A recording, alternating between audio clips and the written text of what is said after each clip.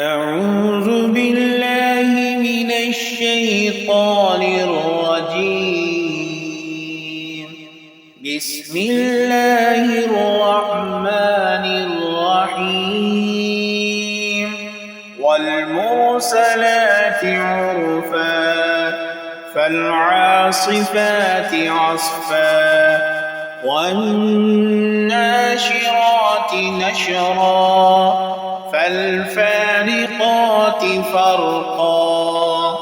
فالملقيات ذكرا عذرا أو نذرا إنما توعدون لواقع فإذا النجوم طمست وإذا السماء فرجت وإذا الجبال نسفت وإذا الرسل عقتت لأي يوم أجلت ليوم الفصل وما أدراك ما يوم الفصل ويل يومئذ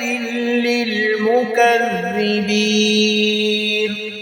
ألم نهلك الأولين ثم نتبعهم الآخرين كذلك نفعل بالمجرمين ويل يومئذ للمكذبين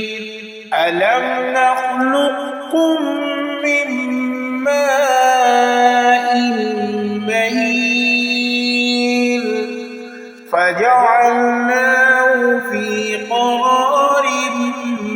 مكين إلى قدر معلوم فقدرنا فنعم القادرون ويل يومئذ للمكذبين ألم نجعل الأرض كفاتا أحياء وأمواتا فجعلنا فيها رواسي شامخات وأسقيناكم ماء فراتا ويل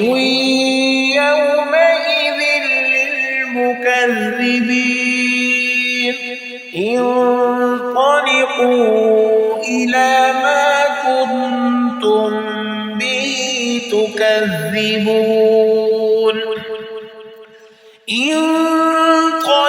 انطلقوا إلى ظل ذي ثلاث شعب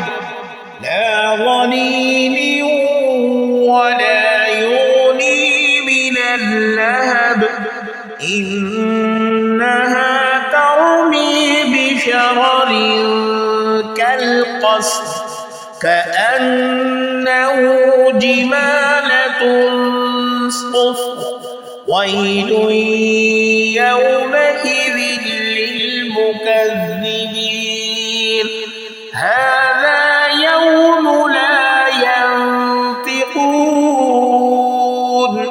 ولا يؤذن لهم فيعتذرون ويل يومئذ للمكذبين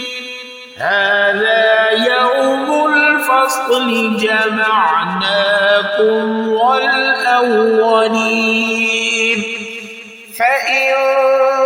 كان لكم كيد فكيدون ويل يومئذ للمكذبين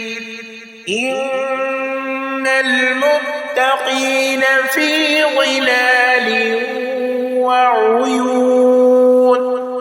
وفواكه مما يشتهون كلوا واشربوا هنيئا بما كنتم تعملون إنا كذلك نجزي المحسنين ويل يومئذ للمكذبين كلوا وتمتعوا قليلا إنكم مجرمون ويل يومئذ للمكذبين وإذا قيل لهم اركعوا لا يركعون ويل يومئذ للمكذبين فبأي حديث بعده يؤمنون.